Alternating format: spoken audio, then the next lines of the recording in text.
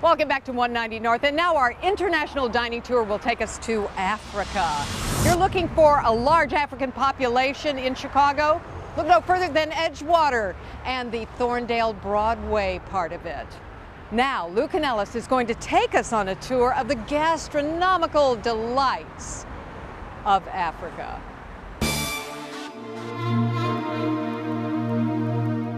There is no one type of African food, from Ghanaian or Nigerian to Moroccan and Ethiopian. This huge continent has something for everyone.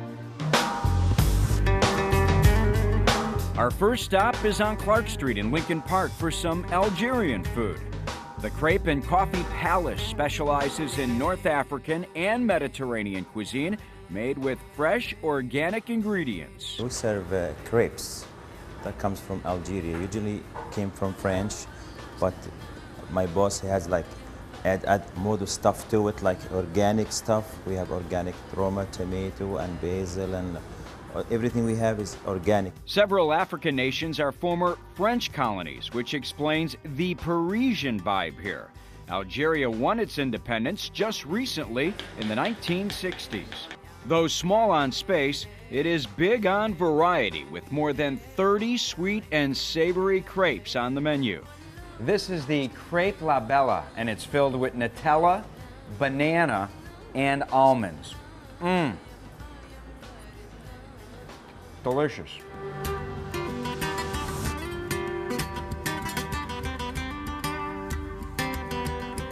Just a few blocks north on Clark Street is cozy Andalous in Lakeview. This 7-year-old neighborhood staple offers a varied menu of Moroccan dishes with Spanish and Middle Eastern influences. Well, Moroccan food is it's basically a lot of interesting spices, exotic spices, I would say. We use a lot of like saffron, ginger, cumin in our dishes. It's been influenced by many cultures. We have French, Arabic, there's also Jewish cultures into it. Specialties include couscous, pastilla, which is a layered chicken pie with almonds and herbs, and a sweet, delicious mint tea. All of our chef, even the cooks, everybody's Moroccan. The whole staff is Moroccan, so we keep it very, very authentic. I've had people coming in here telling me that this is probably the best food that they've had.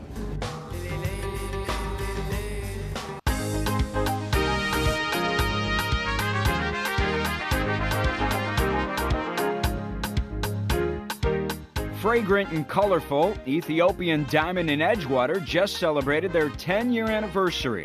The extensive menu is chock full of meat and vegetarian stewed dishes. Ethiopian food is unique. It's, you can eat it with finger, and it's prepared differently, like with fresh vegetables and meat. And the spice is different. It's the way you cook it. It's more processed. You start from scratch, and you don't use any frozen food. The flavorful stew-like food is served on a platter of bread called injera. This spongy pancake-like bread has a great sourdough taste, and it isn't only an accompaniment. It's also your silverware. And what you want to do is you want to hold it like this on the tip of your fingers. You're doing fine. And I'm going to dab it onto the food and just roll them around. And by the way, you have the easier stuff. And then, nicely done. I am impressed. For a first-timer, I would have expected some amount of fumbling. And our grandparents and our parents told us you have to use the right hand above the waist and the left hand below the waist. And when you eat, you don't have to touch the food. Tewabe is a native Ethiopian who has lived in Chicago for about 20 years. Tewabe, what is it about Ethiopian diamond that you love so much? Well, Ethiopian diamond, I think, is a slice of home without having to go home, because the part of the country that I come from, this exactly is the kind of food we do have.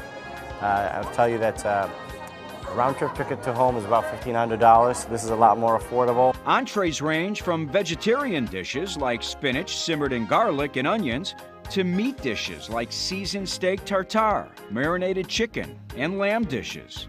The experience here at Ethiopian Diamond is a blast. Bring some good friends, eat some delicious food, and drink some great Ethiopian beer. For 190 North, I'm Lou Canellis.